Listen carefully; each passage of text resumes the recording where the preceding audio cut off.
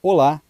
Nessa análise audiovisual vamos falar do ROTEM, método de estudo da coagulação, a tromboelastometria. O que nos diz a literatura reflete realmente o papel desse método na prática clínica? Nessa figura temos representada a barreira hematoencefálica. Vale ressaltar e reparar a complexidade na interação das diversas estruturas envolvidas, as células endoteliais e células da glia, elementos figurados do sangue, tudo que está dissolvido no plasma, interagem de maneira muito diferente daquela observada nos estudos in vitro.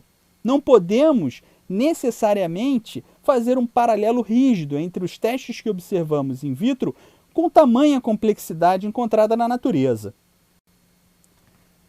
O ROTEM trata-se de um método de estudo dinâmico da coagulação, em que uma série de parâmetros foram elaborados para o estudo adequado da coagulação.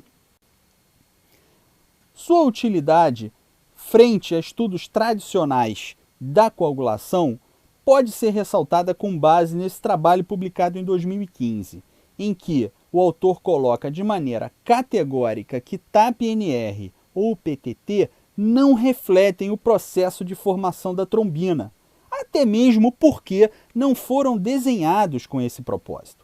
Não há qualquer validade nos seus valores de referência para serem utilizados no manuseio das coagulopatias do período perioperatório.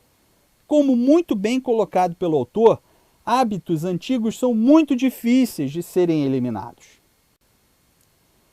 Porém, uma revisão recente da base de dados Cochrane, após a análise de 17 mil trabalhos com base no protocolo QUADAS-2, resultou em apenas 3 estudos que foram avaliados e os autores dessa revisão publicaram suas conclusões como não havendo nenhuma evidência para a acurácia da tromboelastometria ou tromboelastografia no estudo da coagulopatia relacionada ao trauma, sugerindo que esse método deva ser utilizado apenas em pesquisas.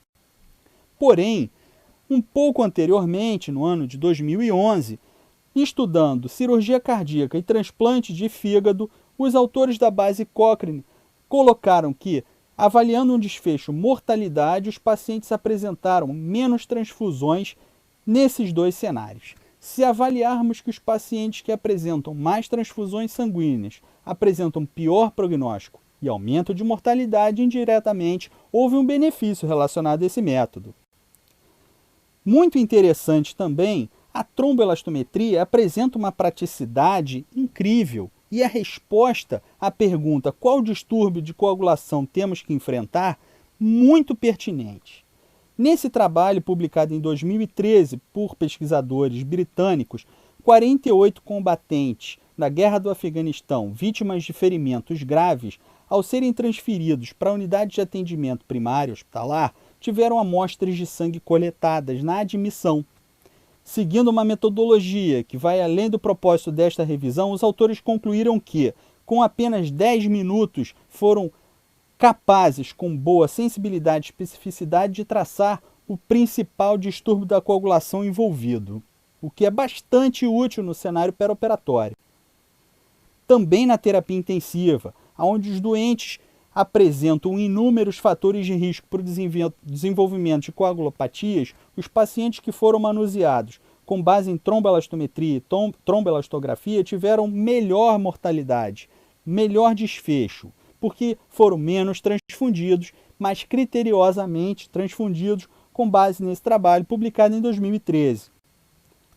Portanto, percebemos que estamos diante de um processo extremamente complexo, o entendimento da coagulação. E há um desafio muito grande na elaboração de desenhos adequados para o estudo dos principais cenários clínicos de coagulopatia. Novas evidências são necessárias, mas não concordamos com o fato de que a tromboelastometria, tromboelastografia sejam métodos apenas destinados à prática laboratorial, experimental. Essa foi mais uma análise audiovisual. Dúvidas, críticas ou sugestões, entre em contato através do e-mail contato@nes4u.com. Um abraço!